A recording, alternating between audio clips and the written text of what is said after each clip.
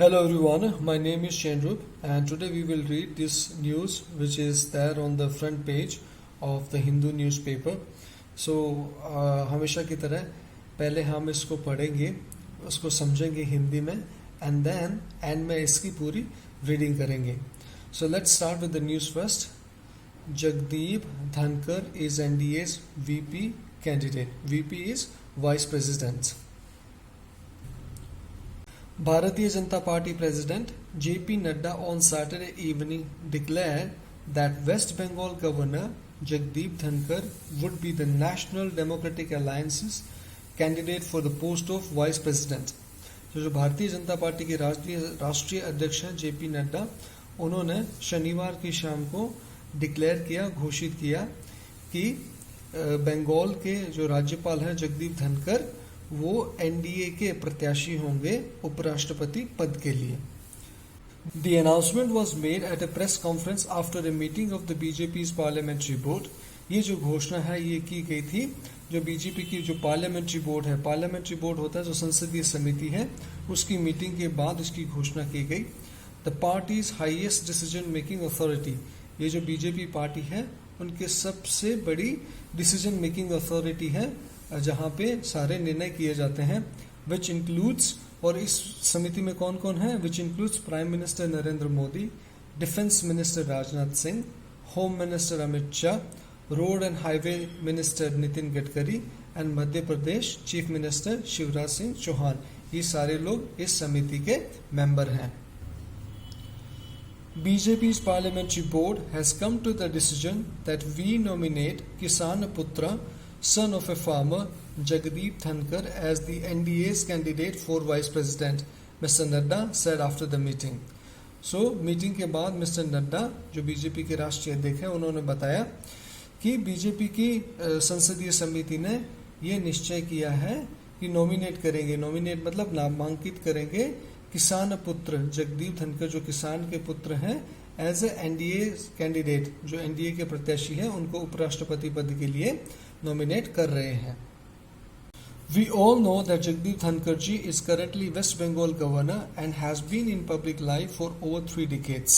उन्होंने कहा कि जो जगदीप धनकर जी हैं हम सब जानते हैं कि वो अभी वेस्ट बंगाल के गवर्नर हैं and has been in public life. Public life मतलब सार्वजनिक जीवन, और वो सार्वजनिक जीवन में है 3 डिकेड से. 3 डिकेड मतलब होता है दशक. सो 3 दशकों से वो सार्वजनिक जीवन में है. He belongs to a family of farmers and he overcame socio-economic hurdles in his life to go on to record high achievements in public life, Mr. Nadda said.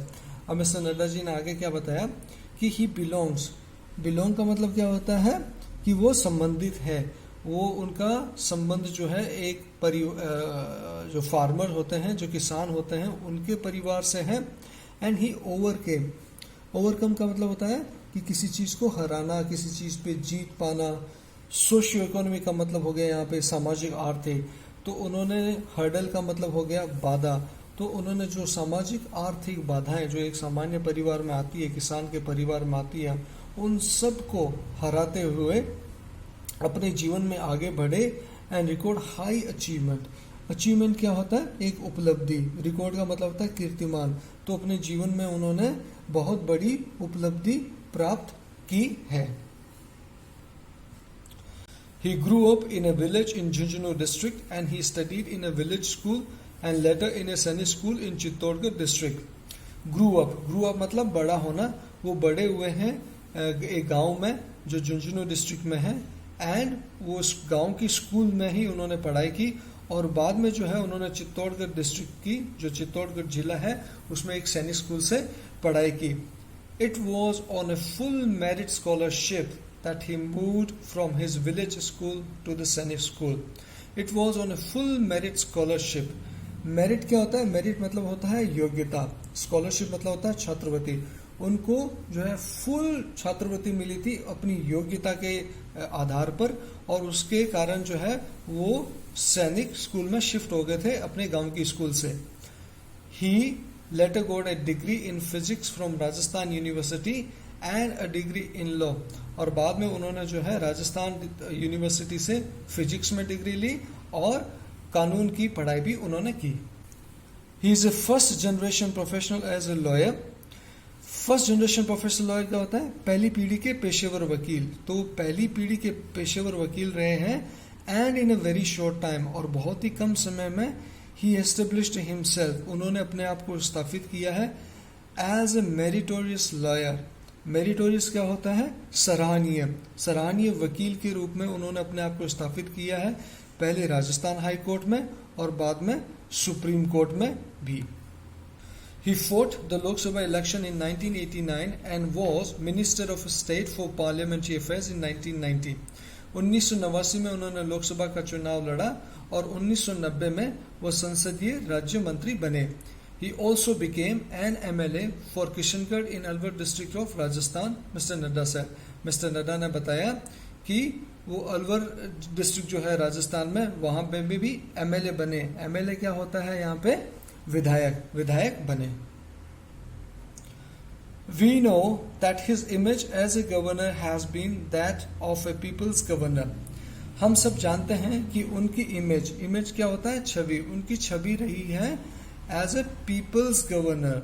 Peoples governor क्या होता है? लोगों के राज्यपाल। वो लोगों के राज्यपाल रहे हैं।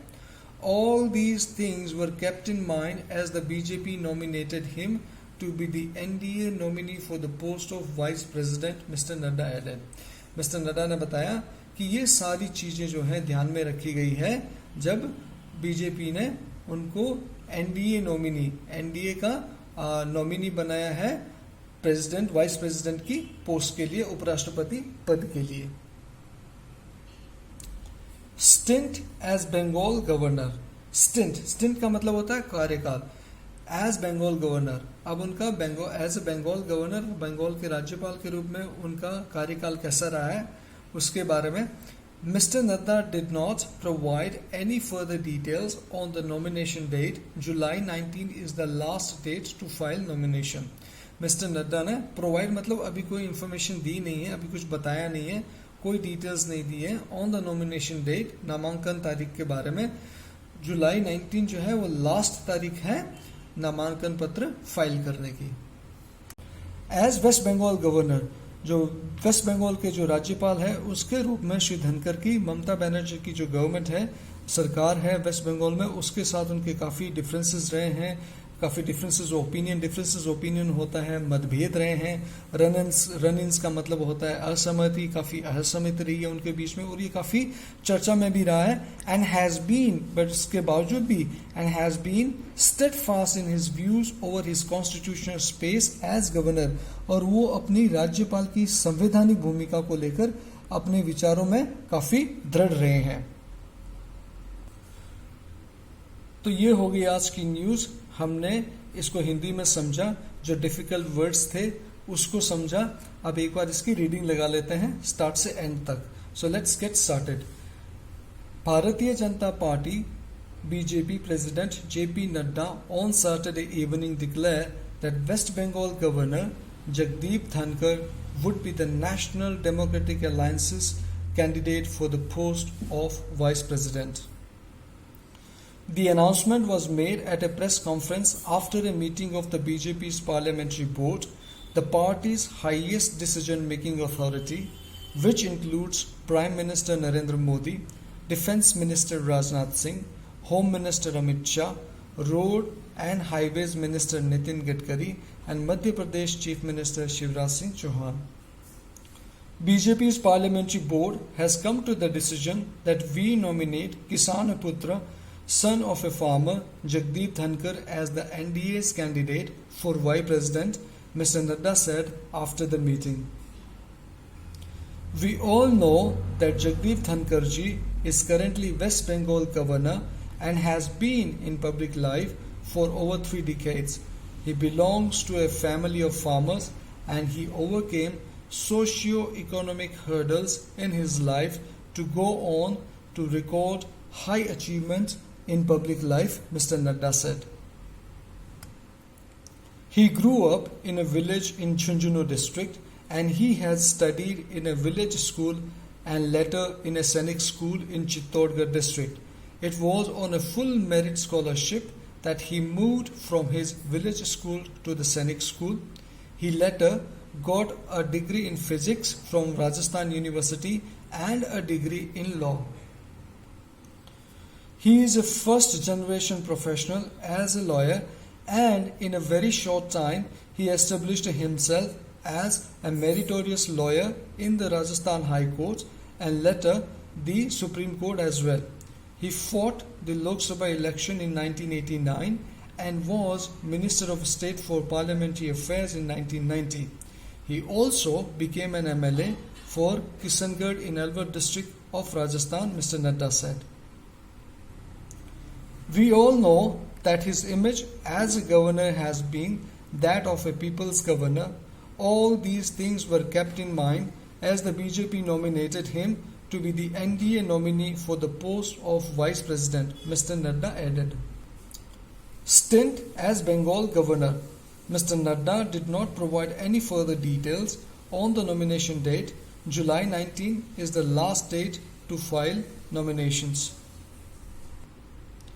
As West Bengal Governor, Mr. Dhankar has had several very public differences of opinion and run-ins with the Trinamool Congress-led Mamata Banerjee government and has been steadfast in his views over his constitutional space as governor. So, this was the news for the day. I hope you like this video. We'll see you again in the next video. Until then, keep practicing.